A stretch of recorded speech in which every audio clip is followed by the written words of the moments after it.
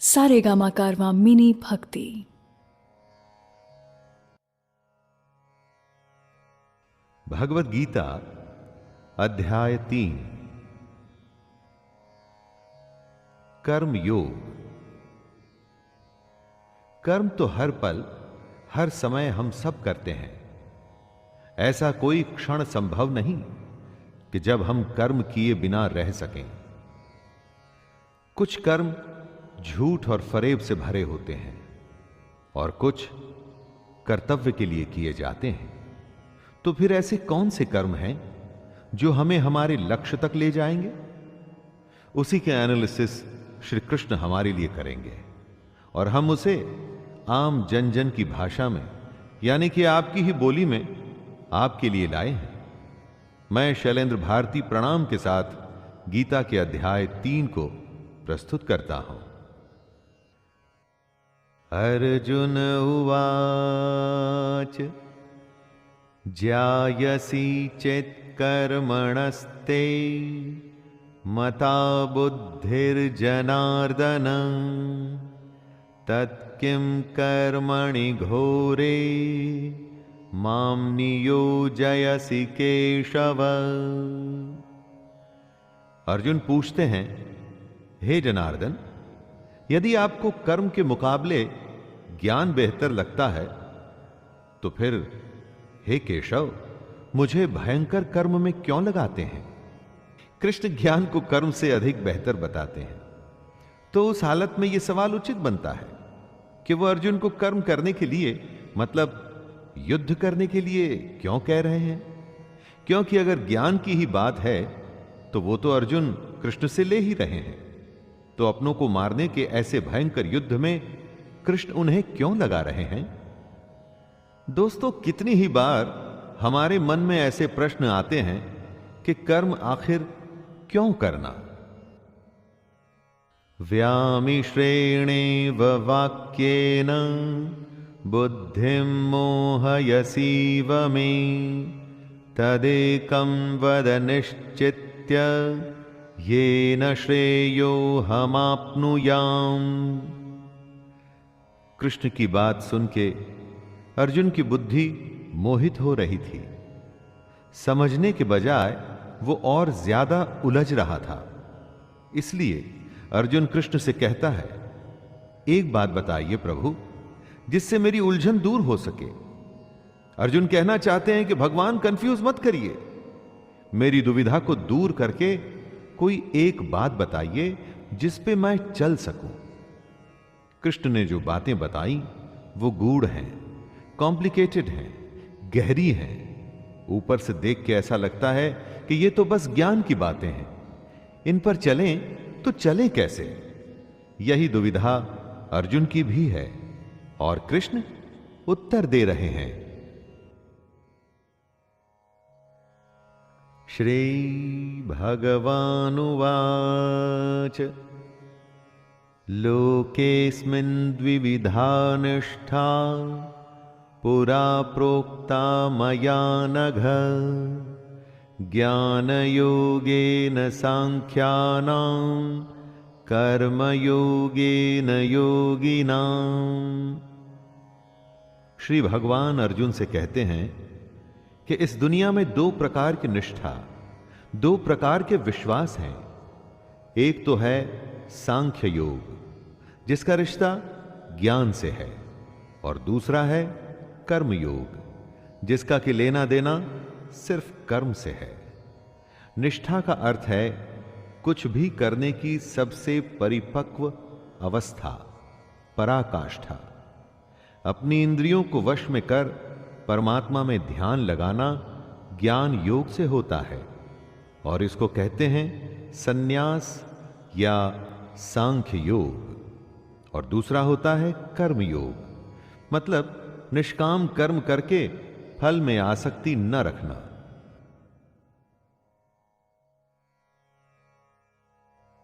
न कर्मणामनारंभान् नैष्कर्म्यं पुरुषोष्णुते न च सन्न्यासनादेव सिद्धिं समधिगच्छति। मनुष्य न तो कर्मों को शुरू किए बिना निष्कर्मता को अर्थात योग निष्ठा को प्राप्त होता है और न कर्मों के केवल छोड़ देने से सिद्धि यानी सांख्य निष्ठा को ही प्राप्त होता है। दोस्तों, ऐसा नहीं कि आप कर्म करें ही ना और स्वयं को सन्यासी कहें। ऐसे तो दुनिया चल ही नहीं पाएगी। अपने कर्तव्य को छोड़ यदि आप सन्यासी बन जाते हैं और आप समझते हैं कि आपको मोक्ष मिल जाएगा, ना, तो वो संभव नहीं है। ऐसा नहीं हो सकता कि कर्मों को त्याग दें और खुद को कर्म योगी कहें। कर्म को न करने से या उसे हमेशा के लिए त्याग देने से कुछ भी हासिल नहीं होगा।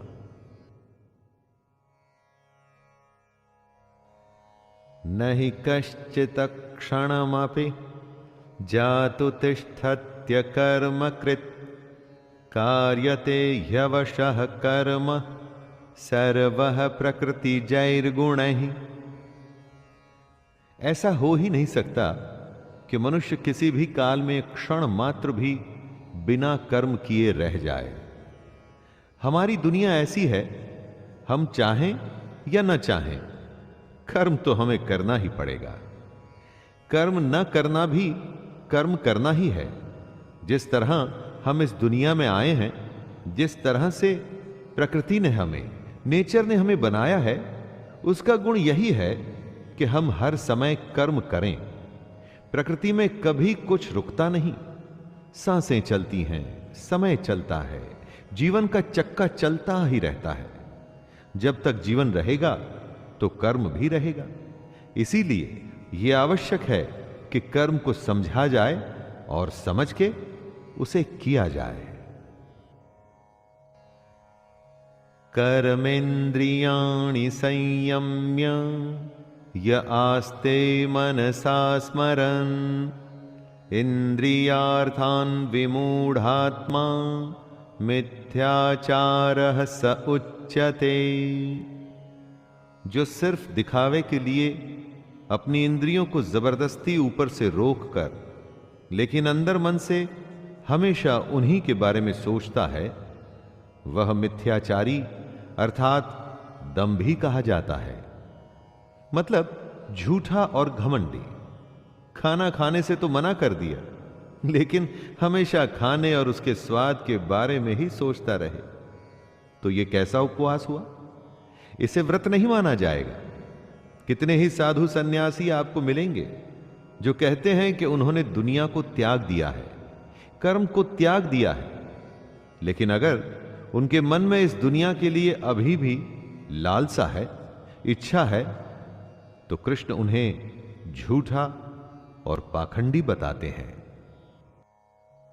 यस्त्विन्द्रियाणि मनसा नियम्यारभतेऽर्जुन कर्मेन्द्रियैः कर्मयोगम् असक्तः स विशिष्यते। हे अर्जुन, जो पुरुष सच्चे मन से इंद्रियों को कंट्रोल में कर उनसे बिना लगाव लगाए काम करता है, वो ही कर्मयोग का पालन करता है, वही श्रेष्ठ है। कृष्ण एक तरह से चेतावनी दे रहे हैं कि इंद्रियों को वश में तो करना ही है, परंतु साथ ही साथ मन का उन इंद्रियों से किसी भी विषय से लगाव नहीं होना चाहिए। उसे ही कर्म योग माना जाएगा। जब इंद्रियां वश में होती हैं तो आप कुछ भी करने में संभव होते हैं। किसी भी तरह की कोई बाधा, डिस्टरबेंस आपको आपके काम से रोक नहीं सकती। और अगर आप इंद्रियों के वश में हैं तो चाहे वो स्वादिष्ट खाने की महक ही क्यों ना हो, कोई रूपसी नारी ही क्यों ना हो, आसपास का शोर ही क्यों ना हो, छोटी या बड़ी हर बाधा आपको आपका काम करने से रोकेगी। नियतं कुरु कर्म त्वं कर्म ज्यायो ह्यकर्मणः शरीरयात्राणि च ते न प्रसिद्धयेद कर्मणः। हे अर्जुन, तू केवल कर्तव्य निभा, क्योंकि कर्म न करने के मुकाबले कर्म करना बेहतर है, तथा कर्म न करने से तेरा जिंदा रहना भी तो पॉसिबल नहीं। अर्थात तू शस्त्र उठा और युद्ध कर, अपना कर्म कर, क्योंकि यह कर्म न करने से कहीं अच्छा है। कहने का अर्थ है कि कर्म तो बहुत सारे हैं, लेकिन उसमें से एक चुना हुआ है। उस चुने हुए को ही निर्धारित कर्म कहते हैं। अपनी मर्जी से अगर आप कर्म चुन लेंगे तो उसे निर्धारित नहीं माना जाएगा। आपको अपना कर्तव्य समझकर अपना कर्म चुनना होगा, अथवा जो कर्म आपको मिला है उसे अपना कर्तव्य समझकर निभाना होगा। यज्ञार्था कर्मणोऽन्यत्र लोकोऽयं कर्म बन्धनः तदर्थं कर्म कौन्तेय मुक्त संगः समाचर। इस श्लोक में कृष्ण पूरे समाज की भलाई वाले कर्म को समझा रहे हैं। यज्ञ वो होता है जिसमें सब शामिल होते हैं। कृष्ण कहते हैं, यज्ञ के लिए किए जाने वाले कर्मों से ही ये मनुष्य समुदाय कर्मों से बंधता है। इसलिए हे अर्जुन, तू इच्छाओं को छोड़कर उस यज्ञ के लिए ही भली भांति कर्तव्य कर्म कर।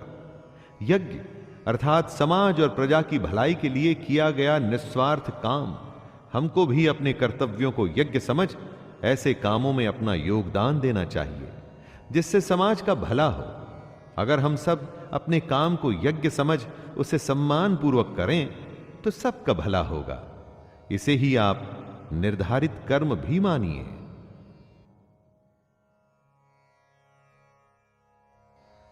सह यज्ञः प्रजा सृष्टा पुरोवाच प्रजापतिः अनेन प्रसविष्यध्वमेष वोस्त्विष्ट कामधुक्।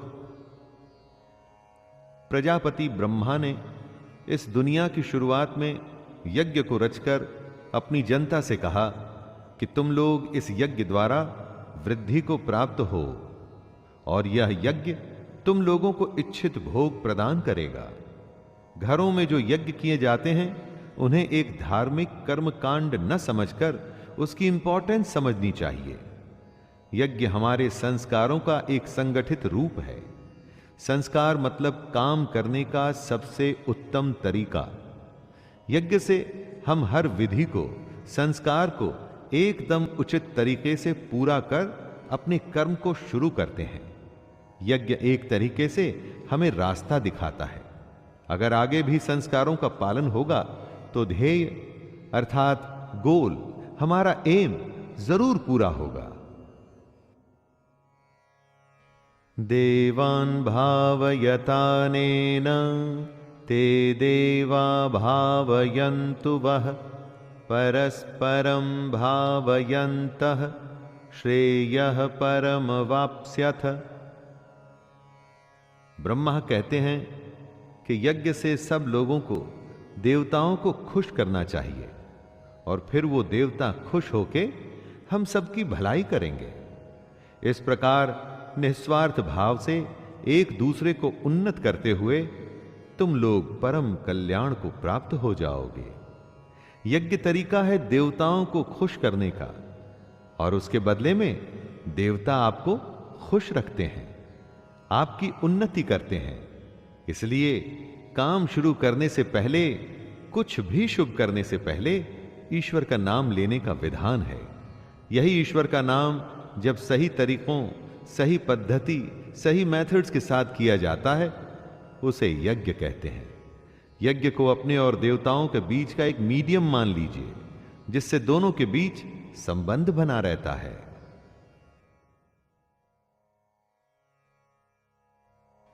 इष्टान् भोगान् हि वो देवा दास्यन्ते यज्ञ भाविताः तैर्दत्तान् प्रदायैभ्यो यो भुङ्क्तेस्तेन एव सः।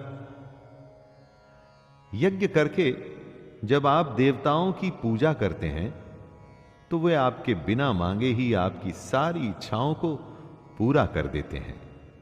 लेकिन जो यज्ञ नहीं करता, उस यज्ञ से देवता को प्रणाम नहीं करता, लेकिन फिर भी अपनी इच्छाओं को पूरा करना चाहता है, उन्हें चोर समझना चाहिए।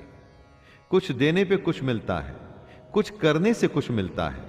बिना अर्घ्य चढ़ाए, बिना पूजा किए अगर कोई चाहता है कि उसकी मनोकामना पूरी हो जाए, बिना कुछ काम किए अगर कोई सोचे कि उसका काम बन जाए, तो इसे बेईमानी या चोरी ही तो कहा जाएगा।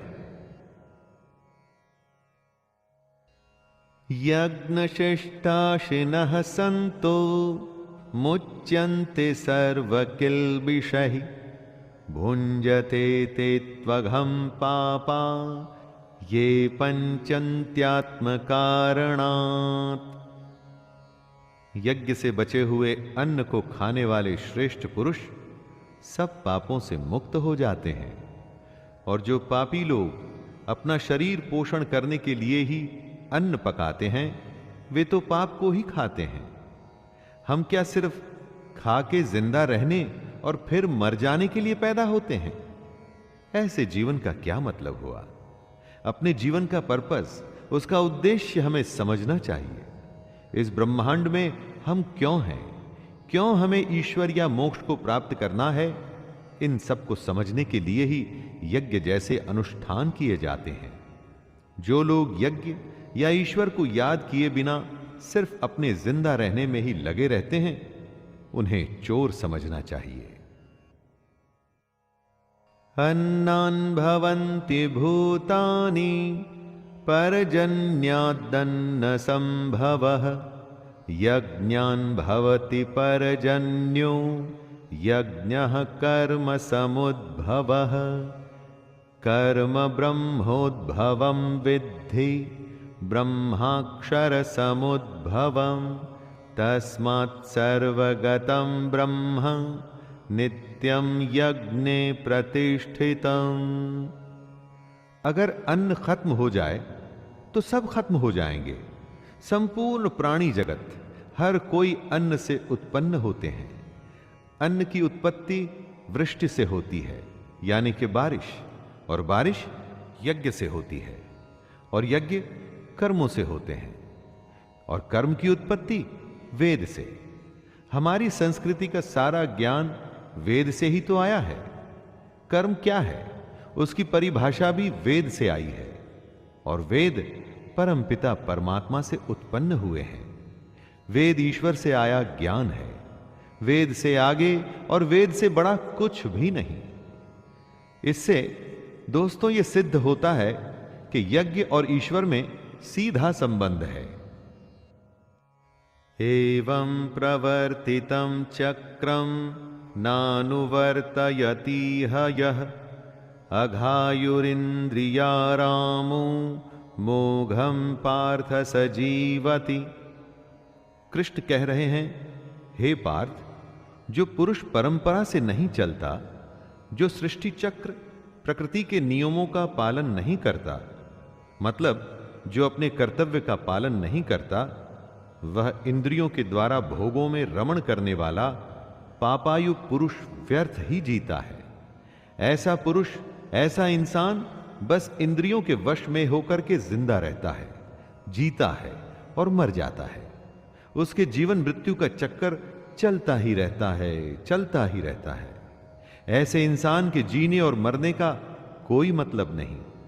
वेदों में, ग्रंथों में जो ज्ञान, जो नियम बनाए हैं, उनका मतलब है, और उस मतलब के अनुसार हमको अपना जीवन जीना चाहिए। यस्वात्मरतिरेव स्याद् आत्मतृप्तश्च मानवः आत्मन्येव च सन्तुष्टस्तस्य कार्यं न विद्यते। कृष्ण कहते हैं, जो मनुष्य आत्मा में ही रमण करने वाला और आत्मा में ही तृप्त तथा आत्मा में ही संतुष्ट हो, उसके लिए कोई कर्तव्य नहीं है। आत्मा का मतलब यहां सबसे बड़ा सच है, और जो सत्य को समझता है, सत्य में ही खुश होकर सत्य में ही रहता है, उसके लिए कोई कर्तव्य नहीं। जिसको ज्ञान प्राप्त हो चुका है, जो जीवन की सच्चाई जान चुका है, सिर्फ वो ही ऐसा है जिसके लिए कर्तव्य का कोई मतलब नहीं। लेकिन ऐसा कोई लाखों करोड़ों में ही एक होता है। बाकी हम सबके लिए कर्तव्य ही सब कुछ है। संजय उवाच नैव तस्य कृतेनार्थो न कृतेनेह कश्चन न चास्य सर्वभूतेषु कश्चिदर्थ व्यपाश्रयः। संजय श्री कृष्ण के ज्ञान को हमें आगे बता रहे हैं कि ऐसे महापुरुष जो आत्मा को, सच को जान चुके हैं, उनके लिए कर्म करने का कोई प्रयोजन रहता ही नहीं। ऐसे महापुरुष कर्म के बंधन से छूट चुके हैं, क्योंकि ये ज्ञानी इस दुनिया और उस ईश्वर को समझ चुके हैं। इनका स्वार्थ से कोई मतलब नहीं रहता। इसलिए ये महापुरुष हमारे जैसे लोगों से एकदम अलग हैं। इन पर वो नियम लागू नहीं होते जो हमारे जैसे दुनियादारी में लगे हुए लोगों पर लागू होते हैं। दोस्तों, इसे कुछ ऐसे समझिए कि जिसे ईश्वर मिल गया हो, उसे फिर और क्या चाहिए? वो फिर कोई और कर्म क्यों करे? तस्मादसक्तः सततं कार्यं कर्म समाचर असक्तो ह्याचरन् कर्म परमाप्नोति पुरुषः। हे अर्जुन, इसलिए तू लगातार आसक्ति, अपनी इच्छा को छोड़कर हमेशा अपने कर्तव्य कर्म को ठीक तरीके से करता रहे। अपनी इच्छाओं को, अपनी कामनाओं को छोड़कर सिर्फ और सिर्फ कर्तव्य को पूरा करने में लग जा, क्योंकि आसक्ति से, लगाव से छूटकर जो भी अपना कर्म करता है, वो मनुष्य परमात्मा को प्राप्त हो जाता है। कर्तव्य का रास्ता आसान नहीं होता। कितनी ही बार हम सबको लगता है कि सब कुछ छोड़कर आराम करें, देर तक सोएं या मेहनत न करें, लेकिन उससे कभी कुछ भी हासिल नहीं होता। ऐसा श्री कृष्ण समझा रहे हैं। कर्मणैव हि संसिद्धिम् अस्थिता जनकादयः लोकसंग्रहमेवापि संपश्यन् कर्तुमर्हसि। बहुत से ऐसे लोग हैं जो कर्म करते हुए ही परम सिद्धि को प्राप्त हुए थे। बहुत से ज्ञानी महापुरुष तो ऐसे होते हैं जो आत्मा की सच्चाई को पहचान जाते हैं, लेकिन बाकी लोगों के लिए सिर्फ कर्म ही एक रास्ता है, अगर उन्हें जीवन में कुछ करना है तो। अगर आप चाहते हैं कि आपके जीवन का कोई मतलब हो, जन्म लेना, जिंदा रहना और फिर मर जाना, इस बेकार जीवन से बचकर अगर आप कुछ करना चाहते हैं तो आसक्ति यानी अटैचमेंट से बचते हुए आपको अपना कर्म करना चाहिए और अपने कर्तव्य को पूरा करना चाहिए। यद्यदाचरति श्रेष्ठस्तत्तदेवेतरो जनः स यत्प्रमाणं कुरुते लोकस्तदनुवर्तते। लीडर जो होता है ना, वो आगे चलता है और बाकी सब उसके पीछे पीछे। इसलिए आपको यह फैसला करना है कि आप आगे चलने वाले हैं या पीछे। कृष्ण कहते हैं कि श्रेष्ठ पुरुष जो जो आचरण करता है, अन्य पुरुष भी वैसा वैसा ही आचरण करते हैं। वो जो कुछ प्रमाण कर देता है, समस्त मनुष्य समुदाय उसी के अनुसार बरतने लग जाता है। कहने का अर्थ है, जो हमारे आदर्श होते हैं, हम उन्हीं को फॉलो करते हैं। किसी भी फील्ड को ले लीजिए, कुछ ऐसे लोग होते हैं जो उस फील्ड में सर्वश्रेष्ठ होते हैं और पूरी दुनिया उन्हीं के जैसा करने की कोशिश करती रहती है। लीडर एक होता है और फॉलोअर्स अनगिनत। तो दोस्तों, आप क्या बनना चाहते हैं, आगे या पीछे?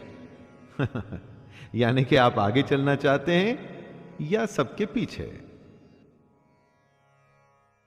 न मे पार्थास्ति कर्तव्यं त्रिषु लोकेषु किंचन नानवाप्तमवाप्तव्यं वर्त एव च कर्मणि। कृष्ण कहते हैं, हे अर्जुन, मेरा इन 3 लोकों में कुछ भी कर्तव्य नहीं है और ना ही ऐसी कोई वस्तु है जिसे मैं प्राप्त नहीं कर सकता, तो भी मैं कर्म में ही बरतता हूं। श्री कृष्ण से बड़ा लीडर कौन होगा दोस्तों? लेकिन वो भी कर्म करते हैं, वो भी कर्म करते हुए अपने कर्तव्य का निर्वाह करते हैं। कृष्ण ने महाभारत में भाग लेने से मना नहीं किया। उनकी नारायणी सेना कौरवों के साथ थी, लेकिन वो खुद अर्जुन के साथ, वो अर्जुन के सारथी बने। जब कृष्ण अपना कर्म करके अपने कर्तव्यों को पूरा कर रहे हैं, तो हम कौन होते हैं, हम क्या हैं, फिर हम क्यों न करें? यदि हय्यहं न वर्तेयं जातु कर्मण्यतन्द्रितः मम वर्तमानुवर्तन्ते मनुष्याः पार्थ सर्वशः। कृष्ण कहते हैं, हे पार्थ, अगर मैं कर्मों को करने में सावधानी न बरतूं तो बड़ा अनर्थ हो जाएगा। हर कोई श्री कृष्ण को फॉलो करता है। अगर आपका लीडर ही कुछ नहीं करेगा, अगर भगवान ही कुछ नहीं करेंगे, तो मनुष्य तो सब कुछ करना छोड़ देंगे। जो सबसे बड़ा होता है, लीडर होता है, सर्वश्रेष्ठ होता है, सब उसके पीछे चलते हैं। अब अगर कृष्ण ये सोचते कि मैं तो भगवान हूं और मैं कर्म नहीं करूंगा, तो उन्हें किसी और को ज्ञान देने का क्या अधिकार रह जाता?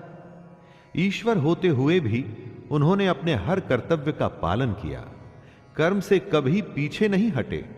उनके पग चिन्हों पर ही अब हमें चलना है और कोशिश करनी है सर्वश्रेष्ठ बनने की।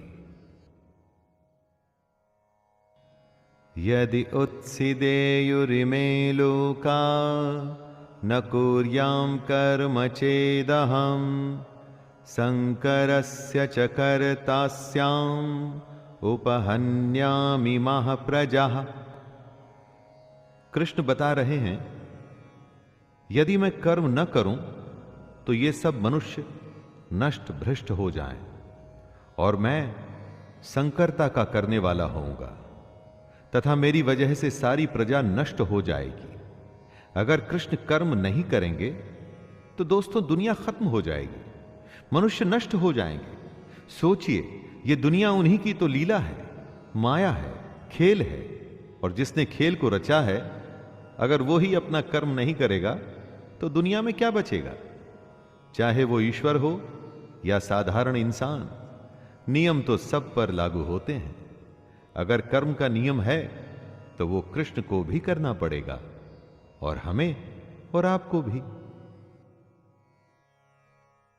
सक्तः कर्मण्य विद्वांसो यथा कुर्वन्ति भारत कुर्याद्विद्वांस तथा सक्तः चिकीर्षुर्लोक संग्रहम्। हे भारत, जिनमें समझ नहीं होती ना, वो कर्म में आसक्त होकर काम करते हैं। विद्वानों को, समझदारों को बिना लगाव के कर्म करना चाहिए। क्या यज्ञ करने से हम ज्ञानी हो जाते हैं? कर्म को सही विधि करने से क्या हम ज्ञानी हो जाते हैं? नहीं, कर्म करना है लेकिन उससे आसक्ति, अटैचमेंट नहीं रखनी, और ऐसा करना आसान नहीं है। अगर कोई ऐसा ज्ञानी है जिसका कि कर्मों से कोई लेना देना नहीं, जैसे कि साधु, सन्यासी, जिनकी कर्म में आसक्ति नहीं, तो ऐसे लोगों को समाज सेवा में लग जाना चाहिए। यह उनके लिए कहा गया है जिन्हें लगता है कि दुनिया छोड़ सन्यासी बनने से उन्हें भगवान या सत्य की प्राप्ति हो जाएगी।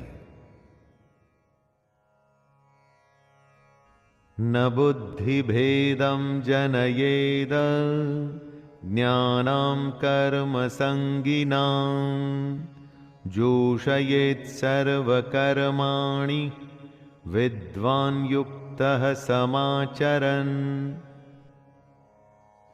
जो ज्ञानी हैं, जिन्हें ईश्वर की सच्चाई मालूम हो चुकी है, उनकी यह जिम्मेदारी बन जाती है कि उनके काम करने के तरीके से कहीं किसी और के मन में कर्म के प्रति अश्रद्धा, अपमान सब पैदा न हो जाए। आप किसी ज्ञानी को देख ये सोच सकते हैं कि वो कुछ करते ही नहीं, तो मैं भी ना करूं। इसलिए ये उन ज्ञानियों, महापुरुषों के लिए जरूरी है कि वो ऐसा उदाहरण सामने रखें जिससे हर कोई अपना कर्म, अपना कर्तव्य करने के लिए प्रेरित हो। दोस्तों, साधु को देख अगर सब अपना परिवार छोड़कर दुनिया छोड़ने लगे तो दुनिया चल नहीं पाएगी। प्रकृतेः क्रियमाणानि गुणैः कर्माणि सर्वशः अहंकार विमूढ़ात्मा कर्ताहमिति मन्यते। हर इंसान की एक प्रकृति होती है, एक नेचर होता है। अपनी उस प्रकृति के अनुसार ही वो कर्म करता है। हर कर्म उस प्रकृति के गुण के हिसाब से ही होता है। जिसके अंदर घमंड भरा होता है वो ये सोचता है कि मैं करता हूं, मतलब कि करने वाला वो है। ऐसा सोचने वाले को अज्ञानी कहा गया है। आप जो भी काम करते हैं उस काम को करवाने वाली आपकी प्रकृति है, उस प्रकृति के गुण हैं। कितनी ही बार ऐसा होता होगा कि गुस्से में आप कुछ ऐसा कर जाते हैं जो आप नहीं करना चाहते थे। वो आपका क्रोध आपसे करवा देता है। सोचिए और समझने की कोशिश करिए कि आपकी प्रकृति क्या है। तत्त्ववित्तु महाबाहो गुणकर्म विभागयोः गुणागुणेषु वर्तन्त इति मत्वा न सज्जते। यहां पर कृष्ण ने बहुत ही ज्यादा गहरी बात कही है। सात्विक, राजसिक और तामसिक तीन तरह की प्रवृत्तियां होती हैं। फिर उनके गुण विभाग और कर्म विभाग होते हैं। इस तरह से समझ लीजिए कि अलग अलग नेचर के एट्रीब्यूट्स होते हैं। इन्हीं गुणों की वजह से आप कर्म करते हैं। जैसे अगर तामसिक गुण रहेगा तो आप आलस या नींद या इसी तरह के बुरे कर्म करेंगे। राजसी गुण वाला बात बात पर शौर्य, बहादुरी दिखाने की कोशिश करेगा। जो ज्ञानी होते हैं वो जानते हैं कि यही गुण उनसे कर्म करवा रहे हैं। और जो ज्ञानी नहीं होते, हम जैसे ज्यादातर लोग, वो समझते हैं सब कुछ वो ही कर रहे हैं। प्रकृतेर्गुण सम्मूढ़ाः सज्जन्ते गुण कर्मसु तान् कृत्स्न विदो मंदान् कृत्स्न विन्न विचालयेत्। कर्म में लगे हुए ज्ञानियों को यह जानना चाहिए कि गुण ही उनसे कर्म करवाते हैं, वो खुद कुछ भी नहीं करते। और जब ज्ञानी इस बात को समझ लें तो यह उनकी जिम्मेदारी होती है कि वो अज्ञानियों को समझाए कि कर्म ही उनका धर्म है। ज्ञानी अर्थात कि पहुंचे हुए लोग, ये लोग जान जाते हैं कि उनके अंदर के गुण आते जाते रहते हैं, बदलते रहते हैं, और इन्हीं गुणों के अनुसार उनके कर्म भी बदलते रहते हैं। इसीलिए वो इन कर्मों को करने वाला खुद को कभी नहीं मानते, बस काम करते हैं और बाकी सब कुछ ईश्वर को सौंप देते हैं। दोस्तों, हमें भी बस कर्म करके बाकी सब कुछ उस पर छोड़ देना चाहिए।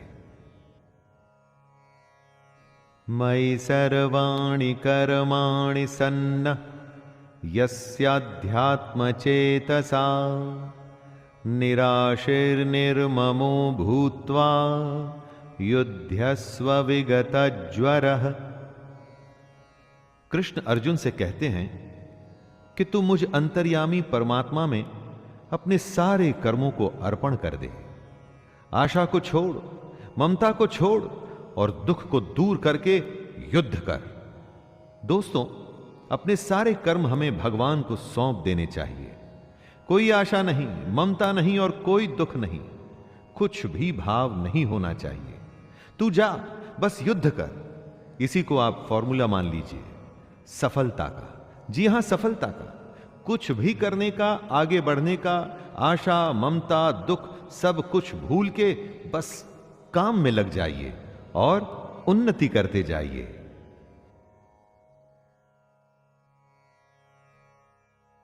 ये मे मतामिदं नित्यम् अनुतिष्ठन्ति मानवः श्रद्धावन्तो न सूयन्तो मुच्यन्ते तेति कर्मभिः। जीवन का मकसद है मोक्ष प्राप्त करना, जीने मरने के चक्कर से बचना। निष्काम कर्म का अगला कदम वही होता है। इसी के बारे में कृष्ण कहते हैं कि जो कोई मनुष्य दोष दृष्टि से रहित और श्रद्धा युक्त होकर मेरे इस मत का सदा अनुसरण करेगा, वो सारे कर्मों से छूट जाएगा। जो भी कोई सुख, दुख और मोह को छोड़कर बस अपने कर्म को सिर्फ मुझे अर्पण करता है और कर्म को सच्चे मन से करता है, वो कर्म के सारे बंधन से छूट जाता है। और कर्म के बंधन से छूटने का अर्थ है जन्म मृत्यु के चक्कर से बचना। ये त्वेतदभ्यसूयन्तो नानुतिष्ठन्ति मे मतम् सर्वज्ञान विमूढ़ांस्तान् विद्धि नष्टान चेतसः। कृष्ण कहते हैं कि कई लोग घमंड करके खुद को बहुत बड़ा समझते हैं। उन्हें लगता है कि वही करते हैं, सब कुछ वही करते हैं। उन्हें नहीं लगता कि उन्हें अपना कर्म श्री कृष्ण को, ईश्वर को अर्पण करना चाहिए। ऐसे लोग अपने झूठे ज्ञान में ही मस्त रहते हैं। कृष्ण उन्हें मूर्ख बताते हुए उनसे दूर रहने की सलाह दे रहे हैं। आपको अपने चारों तरफ कई सारे घमंडी दिख जाएंगे दोस्तों, जिन्हें लगता है कि वो कुछ गलत नहीं कर रहे। अपने धन और अपने ज्ञान के अहंकार में किसी की बात तक सुनने को तैयार नहीं होते। मैं आपसे यह कहूंगा कि ऐसे लोगों को मूर्ख समझकर आप उनसे दूर ही रहें। सदृशं चेष्टते स्वस्याः प्रकृतेर्ज्ञानवानपि प्रकृतिं यान्ति भूतानि निग्रह किं करिष्यति। सभी प्राणी प्रकृति को प्राप्त होते हैं, अर्थात अपने स्वभाव से मजबूर होकर कर्म करते हैं। ज्ञानवान भी अपनी प्रकृति के अनुसार कोशिश करता है, फिर इसमें किसी का हट क्या करेगा।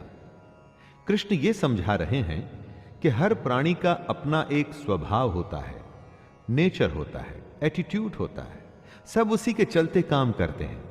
जो ज्ञानी हैं, सब कुछ जानते हैं, उनसे भी उनका काम उनकी प्रवृत्ति ही करवाती है।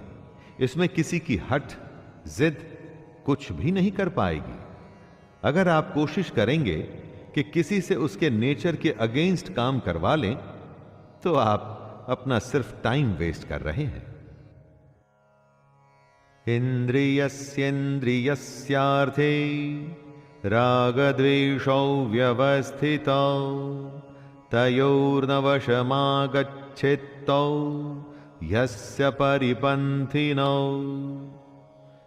इंद्रियों में ही प्यार और इंद्रियों में ही क्रोध या द्वेष छुपा है। मनुष्य को उन दोनों के वश में नहीं होना चाहिए, क्योंकि वे दोनों ही इसके कल्याण मार्ग में विघ्न करने वाले महान शत्रु हैं। अर्थात इंद्रियों में ही हर तरह का भाव छुपा है, अच्छा भाव भी और बुरा भाव भी। अच्छे और बुरे दोनों ही भावों में हमें नहीं फंसना चाहिए, क्योंकि इसी फंसने से ही हमारे मोह की शुरुआत होती है और फिर इन इंद्रियों के चक्कर में हम फंसते हुए चले जाते हैं और कभी भी निकल नहीं पाते। काम, क्रोध, मद, लोभ और मोह को हमें अपना शत्रु मानना चाहिए। श्रेयान् स्वधर्मो विगुणः परधर्मात् स्वनुष्ठितात् स्वधर्मे निधनं श्रेयः परधर्मो भयावह। कृष्ण कहते हैं, अच्छी प्रकार आचरण में लाए हुए दूसरों के धर्म से गुण रहित भी अपना धर्म अति उत्तम है। अपने धर्म में तो मरना भी कल्याणकारक है और दूसरे का धर्म भय को देने वाला है। हर किसी को अपना कर्तव्य, अपना कर्म और अपना धर्म ही करना चाहिए। कृष्ण कहते हैं कि अगर अपने धर्म के लिए मरना भी पड़े तो भी अच्छा है, लेकिन कभी किसी दूसरे के धर्म को स्वीकार नहीं करना चाहिए। कोई बेहद कमजोर, जिसे खुद पर विश्वास न हो, दूसरे के धर्म को अपनाता है। जिसमें थोड़ा सा भी आत्मसम्मान होता है ना, वो कभी दूसरे के धर्म को नहीं अपनाता। अर्जुन उवाच अथ केन प्रयुक्तोऽयं पापं चरति पुरुषः अनिच्छन्नपि वार्ष्णेय बलादिव नियोजितः। अर्जुन कहते हैं, हे कृष्ण, तो फिर ये मनुष्य खुद न चाहते हुए भी जबरदस्ती किस बात से प्रेरित होकर पाप का काम करता है? अर्जुन यहां पर बड़ा वैलिड सवाल करते हैं दोस्तों। क्यों मनुष्य कृष्ण के कहे अनुसार नहीं चल पाता? क्यों वो पाप के रास्ते पर चलता है? ऐसा क्या हो जाता है लोगों के साथ कि वो सही रास्ते पे नहीं चल पाते, गलत रास्ते पर क्यों चलने लगते हैं? चाहे वो इस बात को जानते हो या न जानते हो, वो क्या चीज है जो उन्हें विवश करती है? पाप के लिए उनकी बुद्धि, उनके मन, उनके गुण किस बात को दोष दें? श्री भगवानुवाच कामैष क्रोधैष रजो गुण समुद्भवः महाशनो महापाप्मा विद्धयेनमिह वैरिणम्।